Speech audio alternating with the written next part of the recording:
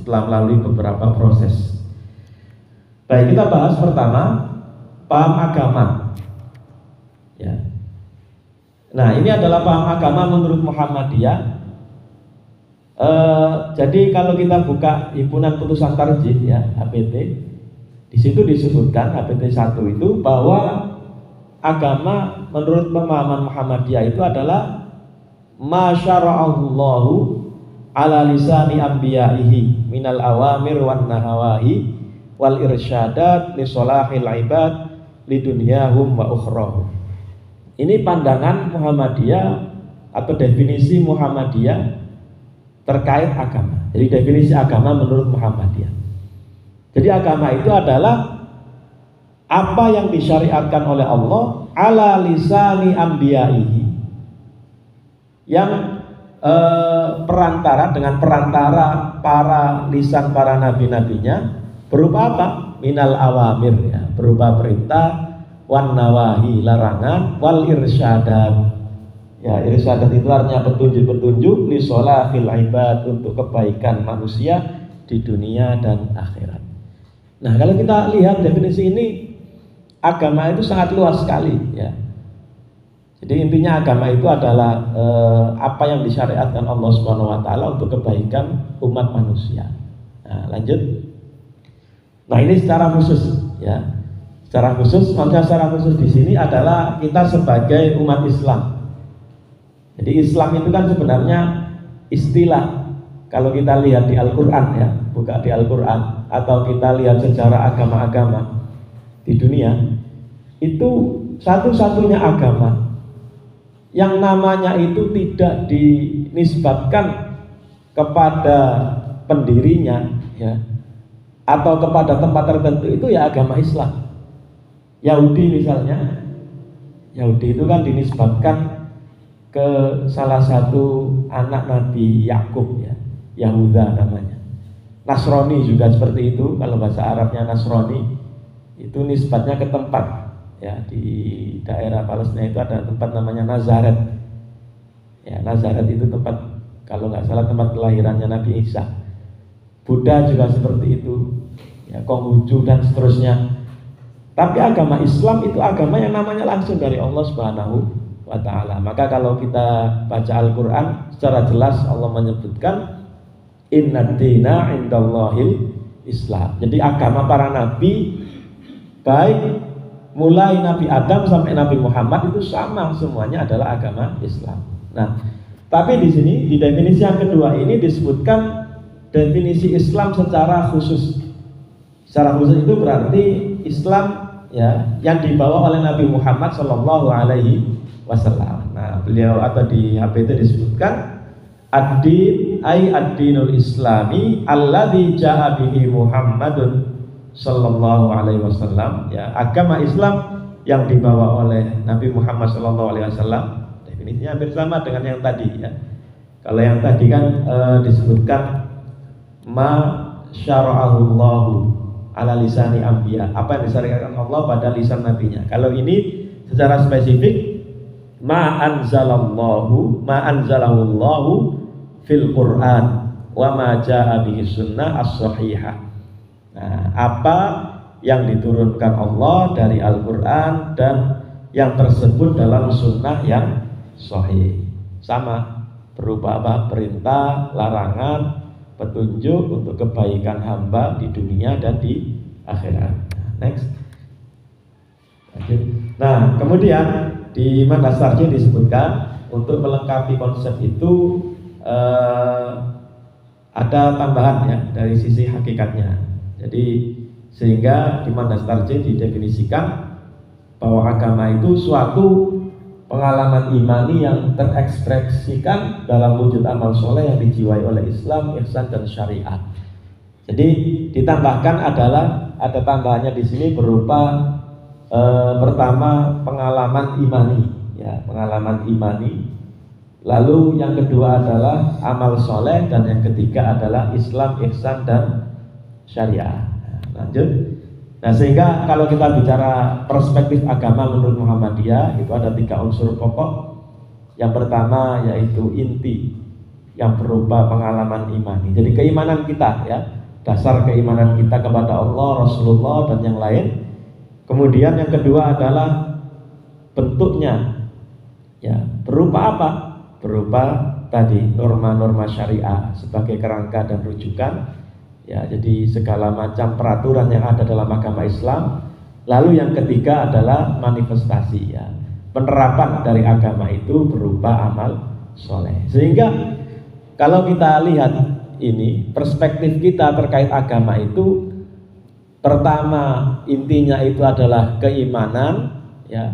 Kemudian yang kedua adalah syariat ya, semua perangkat peraturan itu.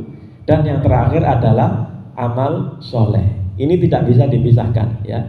Tiga hal ini tidak bisa dipisahkan. Jadi iman, kemudian syariat dan amal soleh. Nah itu adalah inti atau perspektif Muhammadiyah terkait agama. Sehingga kalau kita punya perspektif seperti ini, maka segala hal yang kita lakukan ya, itu bisa masuk ke dalam kategori agama, meskipun hal-hal tersebut bukan sesuatu yang wajib atau bukan sesuatu yang sunnah ya, tapi sesuatu yang mubah. Misalnya kita tidur, makan, minum, itu kan sesuatu yang mubah.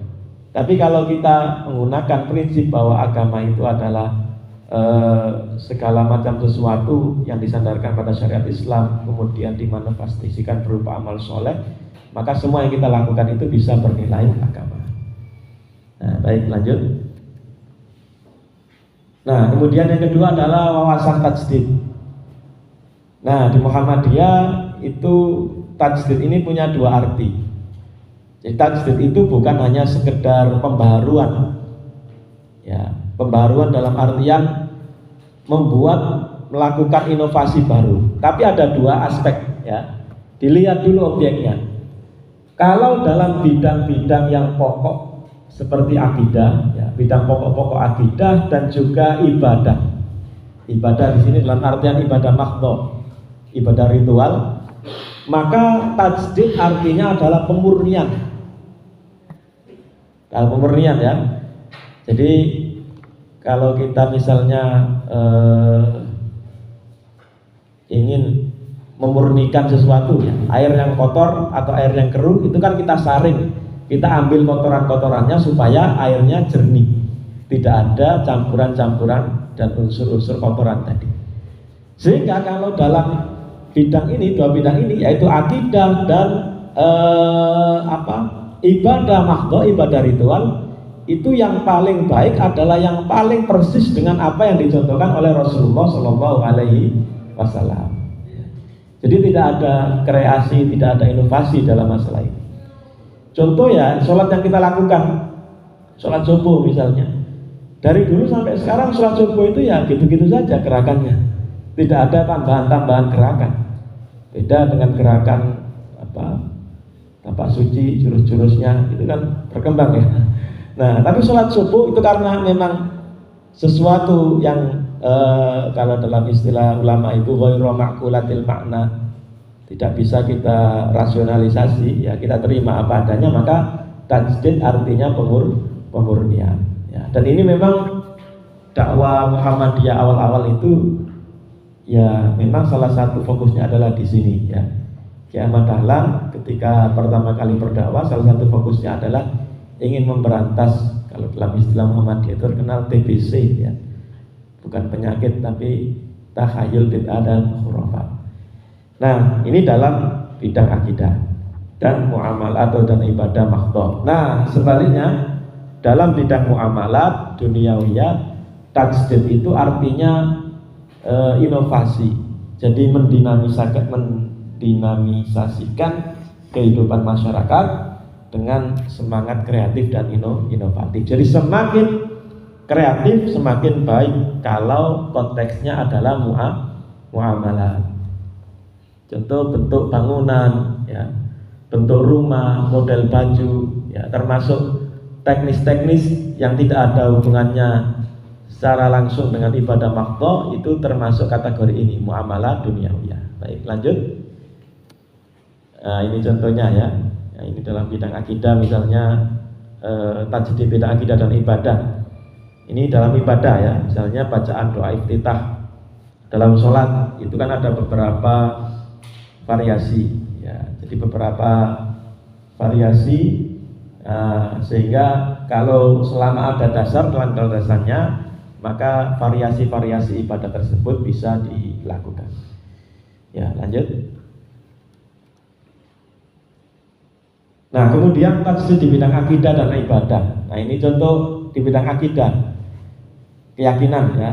Ini yang dicontohkan di buku Manhaj Tarjih. Kalau di dunia barat, bahkan kalau kita ke gedung-gedung pencakar langit atau gedung-gedung tinggi itu biasanya di lift itu ya nggak ada angka 13. Saya nggak tahu kenapa. Kalau di Jakarta misalnya saya pernah ke daerah Tanah Abang itu kan ada ya Tanah Abang, pasar Tanah Abang itu. Jadi setelah lantai 11, 12 itu bukan 13, 12A. Saya nggak tahu kenapa ya. Ini mungkin tidak terlepas dari tadi keyakinan orang-orang Eropa. Ya seperti dulu pernah ada lelucon kalau di Piala Dunia misalnya ya 2002 itu kan ada pemain Jerman namanya siapa kaptennya gitu, Michael Ballack ya, bukan kapten ya, Michael Ballack itu kan nomor 13 dianggap angka sial gitu. Nah tapi di Muhammadiyah menganggap itu sesuatu yang khurafat karena memang tidak ada dalil dalam Al-Quran dan Sunnah, sehingga di Muhammadiyah justru sebaliknya. Dalam tradisi pemilihan pimpinan pusat itu justru jumlahnya berapa? 13 ya, 13 orang kalau PP itu. Nah, meskipun sekarang 18 ya kalau nggak salah, ditambah 5 orang itu. Nah, jadi ini salah satu contoh ya bentuk perlawanan terhadap kepercayaan tentang kesialan angka 13 ya. Dan contoh-contoh lain dalam masalah akidah, itu memang perspektif kita akidah dan ibadah makhluk itu adalah tajdid berupa pemurnian. Baik, lanjut. Nah, sebaliknya dalam masalah muamalah duniawiyah, nah ini contohnya penentuan masuknya bulan Qamariyah, khususnya Ramadan, Syawal dan Dzulhijjah. Ini di zaman dahulu digunakan ru'yat. Jadi kalau kita lihat hadis Nabi memang jelas sekali Rasulullah memerintahkan sumu li ru'yatihi wa aftiru li ru'yatihi fa inhum ma'alaikum faqduru lahu, atau di riwayat lain fa'akmilu iddata sya'bana salatin, berpuasalah ketika kalian melihat hilal, dan aftiru berbukalah dalam artian akhirilah puasa itu ketika kalian melihat hilal. Kalau tidak kelihatan, fa'inhum ma'alaikum fa'akmilu iddata sya'ban salatin, sempurnakan bilangan Sya'ban menjadi 30. Nah ini oleh mayoritas ulama ya, kita harus mengakui memang mayoritas ulama yang berpendapat seperti ini sampai sekarang, berpendapat bahwa memang ru'yat itu harus dilakukan meskipun perkembangan teknologi hisab semaju apapun, tapi praktek ru'yat itu tidak boleh ditinggalkan karena menurut mereka ru'yat itu merupakan sesuatu yang sifatnya ta'abudi. Jadi dikategorikan ta'abudi, teknis, karena perintah langsung dari Rasulullah secara jelas mengatakan hal itu. Tapi Muhammadiyah memandang lain. Di Muhammadiyah memandang bahwa praktek ru'yat itu adalah sarana, jadi bukan tujuan ya, bukan yang diperintahkan Rasulullah itu bukan ru'yatnya itu, tapi bagaimana caranya supaya kita bisa mengetahui bahwa sudah masuk bulan baru ya. Dan Muhammadiyah dalam hal ini juga tidak hanya sekedar landasannya itu berdasarkan perkembangan ilmu, tapi ada landasan sumber syar'i. Ada hadis, di salah satu hadis Rasulullah menyebutkan inna ummatun ummiyah, kami ini adalah umat yang ummi. Ummi itu artinya tidak bisa baca, tidak bisa nulis. La naktub wa la nahsub, kami tidak punya tradisi tulis menulis atau tradisi hitung menghitung dalam artian ilmu hisab. Rasulullah kemudian mengatakan asyahru, bulan itu hakadha. Jadi seperti ini ya, hakadha, hakadha, hakadha. Berarti berapa?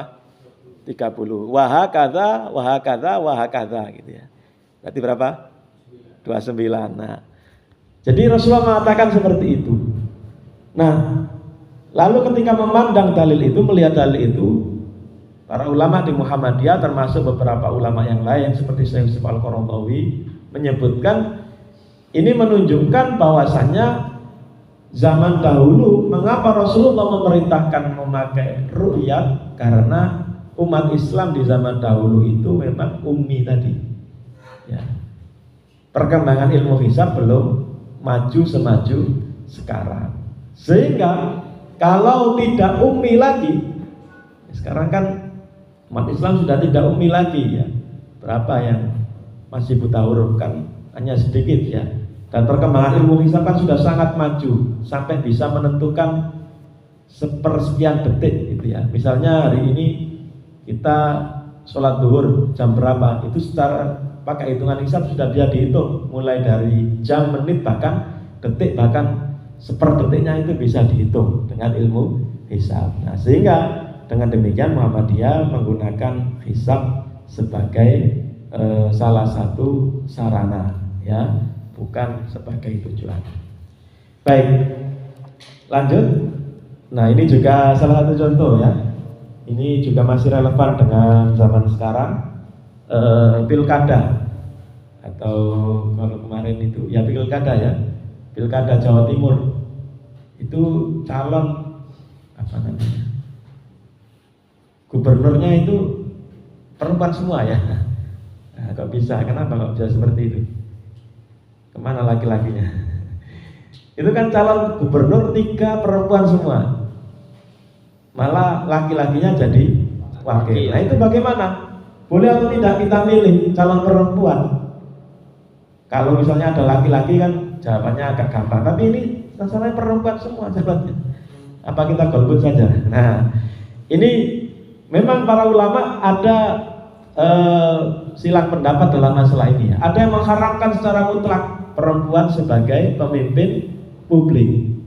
Salah satu dalil yang dipakai adalah Rasulullah pernah mengatakan lan yufliha qaumun wallau amrahum imra'ah. Tidak akan beruntung suatu kaum yang menyerahkan urusan mereka. Urusan di sini urusan umum, urusan masalah kepemimpinan kepada siapa? Imra'ah, kepada perempuan. Jelas ya hadisnya. Nah, sehingga ada ulama yang mengharamkan secara mutlak perempuan sebagai pemimpin. Mau dia jadi anggota DPR, mau jadi bupati, mau jadi gubernur, mau jadi apalagi presiden ya. Ada yang mengharamkan secara mutlak ya. Termasuk di Indonesia dulu cukup menarik juga ya. Ada perubahan fatwa karena perubahan kondisi dulu ya. Jadi ketika dulu yang dicalonkan itu calonnya laki-laki, fatwanya haram. Tapi ketika yang dicalonkan ternyata perempuan yang jadikan sebagai calon presidennya, fatwanya berubah menjadi halal. Nah, ada sempat fenomena seperti itu. Nah, tapi kita tidak bicara itu, kita bicara terkait bagaimana pemahaman Muhammadiyah dalam memandang hal ini. Jadi pertama, Muhammadiyah memandang bahwa urusan kepemimpinan itu bukan termasuk masalah akidah dan bukan masalah ibadah mahdhah. Sehingga apa? Sehingga konsep atau prinsip ya dalam tajdid tadi ya, itu dilihat perkembangan zaman bagaimana. Memang hadisnya tadi secara jelas menyebutkan lam yufliha qaumun walau amrahum imra'ah. Rasulullah menyebutkan seperti itu. Tapi kita lihat dulu konteksnya. Ya. Pertama, memang zaman dahulu di zaman Rasulullah tidak biasa seorang perempuan itu menjadi pemimpin publik. Dan latar belakang Rasulullah mengatakan itu kalau kita telusuri ternyata itu terkait dengan kerajaan Persia. Yang sekarang Persia itu mana? Negara mana? Iran ya. Nah, di Persia itu ketika zaman Rasulullah pernah terjadi perubahan pemimpin, pergantian raja. Nah, raja itu kan karena tidak melalui proses pemilihan, karena diwariskan. Nah, di zaman itu rajanya ternyata dia tidak punya anak laki-laki atau keturunan laki-laki atau saudara laki-laki. Akhirnya yang ada adalah perempuan. Jadi Rasulullah di hadis itu berbicara tentang konteks kepemimpinan di Persia. Tidak akan beruntung, mereka akan rusak itu Persia. Itu ternyata benar ya. Karena yang mimpin perempuan sehingga kurang tegas, akhirnya terjadi berbagai macam konflik sehingga kerajaan mereka pun akhirnya kacau ya. Kemudian akhirnya dipimpin lagi oleh laki-laki. Baik. Nah, maka di Muhammadiyah memandang bahwa konteksnya adalah tentang kepemimpinan Ratu Persia waktu itu. Lalu di zaman sekarang ya, itu hadis itu juga kurang relevan lagi diterapkan. Nah, sehingga di Adabul Mar'afil Islam diputuskan bahwa perempuan boleh menjadi pemimpin ya. Kalau menurut para ulama yang lain, mereka menyebutkan boleh seorang perempuan itu menjadi pimpinan publik selama dia bukan sebagai otoritas paling tinggi gitu ya.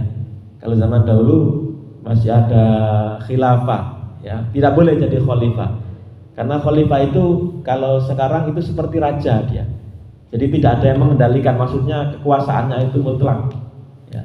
Nah, berbeda dengan model kepemimpinan seperti republik. Itu kan presiden meskipun dia sebagai pimpinan negara, tapi dia kan tidak memimpin secara mutlak. Ada yang mengendalikan ya. Maksudnya ada yang DPR ya, kemudian ada yudikatifnya dan seterusnya. Sehingga kalau menurut saya Qaradawi tidak masalah kalau zaman sekarang seorang perempuan menjadi presiden. Baik. Lanjut.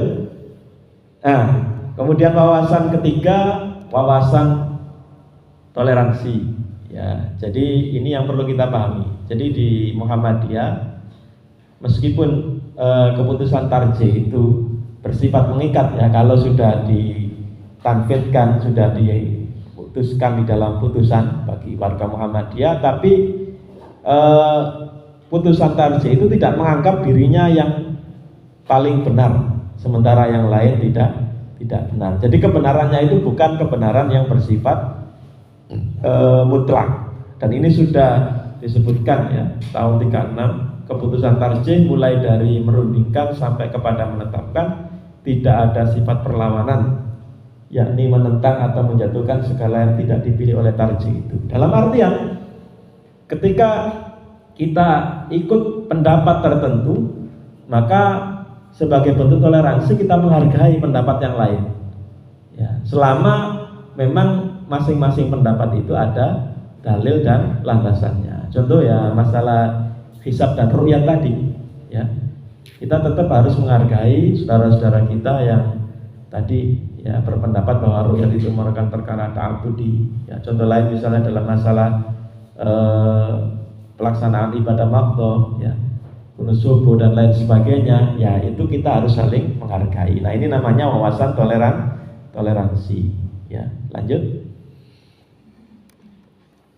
Nah, jadi selain toleransi ini juga nyambung ya, wawasan keterbukaan. Keterbukaan itu artinya majelis tarjih menerima segala macam kritik dan perbaikan.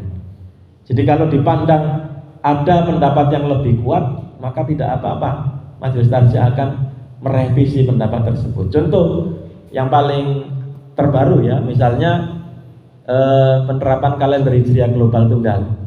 Itu kalau dilihat dibandingkan dengan pendapat sebelumnya, yaitu wujudul hilal, itu ada perbedaan. Meskipun sama-sama memakai hisab, tapi kriterianya berbeda. Kalau wujudul hilal itu kriterianya pertama lokal. Jadi yang dijadikan patokan itu wilayah Indonesia. Misalnya kasus Idul Fitri tahun ini ya. Idul Fitri tahun ini kalau wilayah Indonesia itu ketika matahari terbenam di tanggal 29 Ramadan, itu posisi hilal masih di bawah ufuk.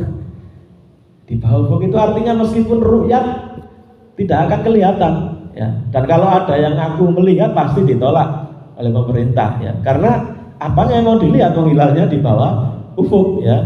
Jadi bulannya itu lebih dahulu tenggelam daripada matahari ya. Tidak mungkin, itu sesuatu yang mustahil. Jadi sehingga kalau di Muhammadiyah keputusannya bahwa bulan Ramadan tahun ini digenapkan dari 29 menjadi berapa? 30, sehingga tanggal 1 Syawalnya 31 Maret karena memakai kriteria wujudul hilal. Wujudul hilal itu pokoknya kalau bulan sudah di atas ufuk, mau berapa derajat pun bisa dilihat atau tidak secara kasat mata atau pakai alat itu sudah masuk bulan baru. Tapi ini bulannya masih di bawah, maka belum masuk bulan baru. Nah, tapi kriteria KHGT yang diputuskan di Munas Tarjih tapi belum ditanfidz, itu kriterianya bukan wujudul hilal.